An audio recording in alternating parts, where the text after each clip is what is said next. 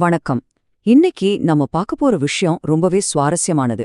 ஏன்னா நம்ம சுத்தி நடக்கிற விஷயங்கள், அதாவது நாம தினமும் பயன்படுத்துற கார்கள், ஸ்மார்ட் போன்கள், நம்ம வேலை செய்யற அலுவலகங்கள், இது எல்லாமே 2050ல எப்படி ஒரு கற்பனைக்கே எட்டாத பரிணாம வளர்ச்சி அடைய போகுது அப்படிங்கறத பத்தி தான் இந்த ஆய்வுல நாம முழுசா அலச போறோம். இது ஏதோ சாதாரண ஒரு தொழில்நுட்ப மாற்றம் கிடையாதுங்க. இது மனித இனம் தன்னைத்தானே அடுத்த கட்டத்துக்கு அப்கிரேட் செஞ்சுக்கிற ஒரு மிகப்பெரிய பரிணாம வளர்ச்சியின் பாய்ச்சல். இந்த நம்பரை கொஞ்சம் கவனமா பாருங்க. 24.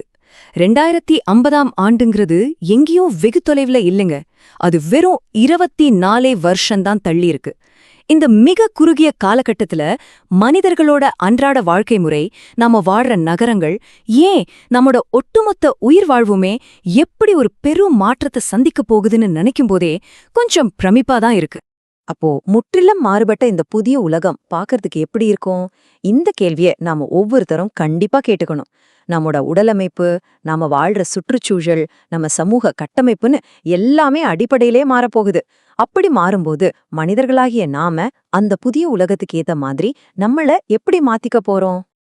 எதிர்காலத்துல உங்க வேலை என்னவாகும்னு எப்பதாவது யோசிச்சு பார்த்திருக்கீங்களா?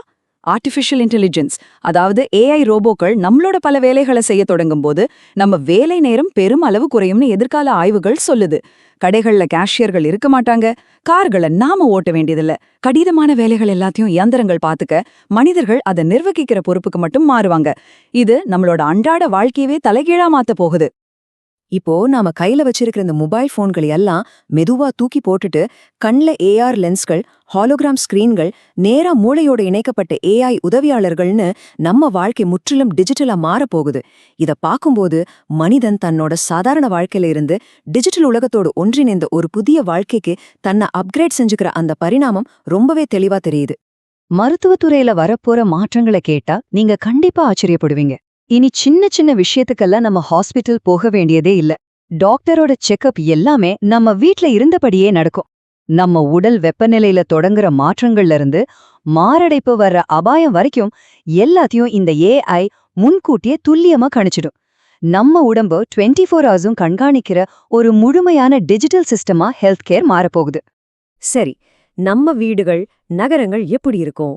சென்னை, டெல்லி, நியூயார்க் மாதிரி இன்னைக்கு நம்ம பாக்குற நகரங்கள் 2050ல அப்படியே இருக்காதுங்க. காற்று சுத்தப்படுத்துற சுவர்களோட கூடிய ஸ்மார்ட் கட்டிடங்கள், தெருக்களுக்கு மேல வானத்துல பறக்கிற டாக்ஸிகள்னு எல்லாமே மாறிடும். ஒவ்வொரு நகரமும் சும்மா ஒரு இடமா இல்லாம ஏஐ சென்சார்களால இடைவிடாம கண்காணிக்கப்படுற ஒரு மாபெரும் டிஜிட்டல் உயிரினம் மாதிரி செயல்பட தொடங்கிடும். இந்த மாற்றங்களுக்கு எவ்வளவு செலவாகும் தெரியுமா? இங்கதான் விஷயமே இருக்கு. இந்திய நகரங்களுக்கு மட்டுமே தங்களோட காலநிலை உட்கட்டமைப்பை மாத்துறதுக்கு ட்ரில்லியன் கணக்கான டாலர்கள் செலவாகும்னு உலகளாவிய ஆய்வுகள் சுட்டிக்காட்டுது. இது வெறும் கட்டிடங்களுக்கான செலவில்லைங்க. மனித இனம் இந்த பூமியில தொடர்ந்து உயிர் வாழ்றதுக்காக நாம கொடுக்க வேண்டிய மிகப்பெரிய விலை. இப்போ நாம ஒரு கடுமையான, கொஞ்சம் பயமுறுத்துற யதார்த்தத்துக்கு வந்தாகணும். இந்த பரிணாம பாய்ச்சல் அப்படிங்கிறது வெறும் கூலான புது புது தொழில்நுட்பங்களை பத்தினது மட்டும் கிடையாது. நாளுக்கு நாள் மோசமாகிட்டே வர்ற ஆபத்தான காலநிலைக்கு ஏத்த மாதிரி நம்மள நாமளே காப்பாத்திக்கிற ஒரு தீவிரமான போராட்டமும் கூட. புதிய காலநிலை ஆய்வுகள் ஒரு பயங்கரமான எச்சரிக்கையை கொடுக்குது. இன்னைக்கு நாம சாதாரணம்னு நினைக்கிற வெயில் நாளைக்கு உசுரெடுக்கிற வெப்பாலையா மாறும். பூமியோட வெப்பம் அபாயகரமான அளவை எட்டும்போது பகல் நேரத்துல வெளியே சாதாரணமா நடமாடுறது கூட ரொம்பவே கஷ்டமாகிடும். அதே சமயம் கடலோர நகரங்கள் பலவும் கடுமையான வெள்ளத்தோட பிடியில சிக்கும் அபாயம் இருக்கு. இயற்கைக்கு எதிரான நம்மோட இந்த போராட்டத்துல நம்ம உயிர் வாழ தேவையான மிக முக்கியமான ஒண்ணு, அதான் நம்ம குடிநீர். அது கற்பனை செஞ்சு பார்க்க முடியாத அளவுக்கு தட்டுப்பாடாயிடும். ஒரு கட்டத்துல தண்ணீர் தங்கத்தை விட ரொம்ப விலைமதிப்பான ஒரு பொருளா மாறக்கூடிய நிலை கூட ஏற்படும். இது நம்ம அன்றாட வாழ்க்கையவே முற்றிலும் புரட்டி போட்டுரும். 900 கோடி மனிதர்கள். ஆமாங்க, உலக மக்கள் தொகை 2050ல சுமார் 9 பில்லியனை தாண்டிடும்னு கணிக்கிறாங்க. யோசிச்சு பாருங்க, இப்படிப்பட்ட ஒரு ஆபத்தான, சவாலான சுற்றுச்சூழல்ல இத்தனை கோடி மக்களுக்கும் எப்படி சாப்பாடு போடுறது? இதுதான் மனிதன் இனத்தோட அடுத்த மிகப்பெரிய பரிணாம சவாலா உருவெடுக்க போகுது. இத்தனை பேருக்கும் உணவளிக்க இப்போ இருக்கிற பாரம்பரிய விவசாயம் மட்டும் கண்டிப்பா பத்தாது. அதனால நம்ம முற்றிலும் புதிய ஒரு உணவு முறைக்கு மாற வேண்டிய கட்டாயத்துல இருக்கோம். மண்ணுல விவசாயம் செஞ்ச நாம இனி ஏஐ கட்டுப்பாட்டுல இயங்குற மண் இல்லாத செங்குத்து பண்ணைகளுக்கு மாறுவோம். விலங்குகளை வளர்த்த காலம் போய் லேப்ல வளர்க்கப்படுற இறைச்சியை நம்ம உணவா ஏத்துக்குவோம். இது ஒரு முழுமையான தொழில்நுட்ப விவசாய புரட்சி. எதிர்கால அறிக்கைகள் சுட்டிக்காட்டுற இன்னொரு கசப்பான உண்மை என்னன்னா, இந்த தொழில்நுட்ப வளர்ச்சி எல்லாருக்கும் சமமா கிடைக்குமாங்கிறது பெரிய கேள்விக்குறிதான்.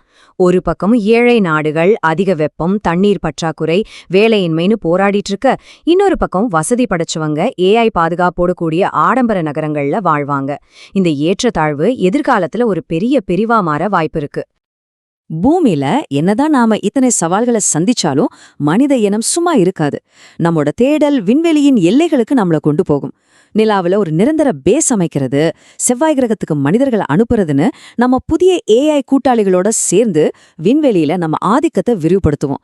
அதே போல போர் முனைகள்ல ரோபோ வீரர்களும் வகுப்பறைகள்ல ஏஐ ஆசிரியர்களும் ஒரு புதிய சகாப்தத்தை உருவாக்குவாங்க.